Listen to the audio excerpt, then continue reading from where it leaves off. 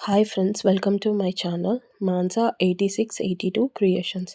Friends, ఇవాళ నేను boiled egg curry ఎలా చేసుకోవాలో చెప్తాను. ఇక్కడ నేను 4 స్పూన్స్ ఆయిల్ అయితే వేసుకున్నాను ఫ్రెండ్స్. అలాగే 4 ఆనియన్స్, మీడియం సైజ్ ఆనియన్స్ తీసుకొని కట్ చేసుకొని ఆయిల్ బాగా కాగాక దీంట్లో వేస్తున్నాను ఫ్రెండ్స్.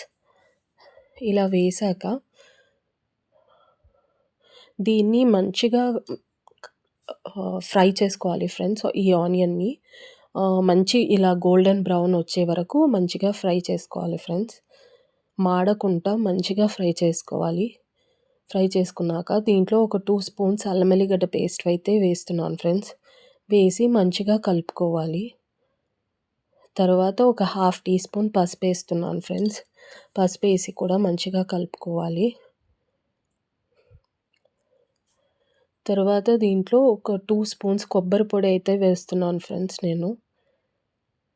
వేసి మంచిగా కలుపుకోవాలి. కలుపుకున్నాక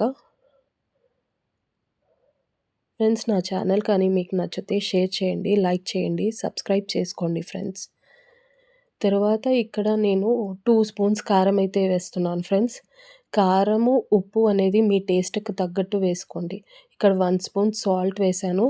తరువాత హాఫ్ టీ స్పూన్ ఇంకొంచెం వేసాను నేను సాల్ట్ అయితే.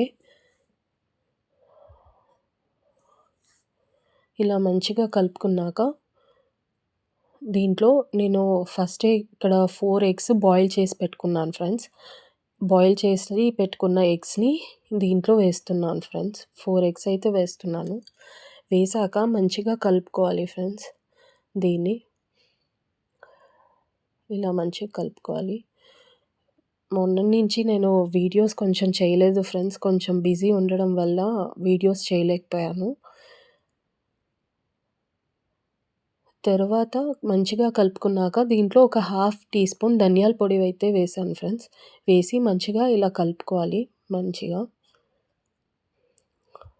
తర్వాత కొంచెం చింతపండు రసం నానబెట్టి పెట్టుకోవాలి ఫ్రెండ్స్ వాటర్‌లో. ఆ రసం ఇక్కడ వేస్తున్నాను నేను. పెట్టుకున్న రసం, చింతపండు రసం వేసి ఇలా ఉంటుంది ఫ్రెండ్స్. తర్వాత దీన్ని కొంచెం పెద్ద మంట మీద ఫ్రై చేసుకొని తర్వాత ఒక 5 మినిట్స్ చిన్న మంట మీద పెట్టుకుంటే ఇలా రెడీ అవుతుంది ఫ్రెండ్స్.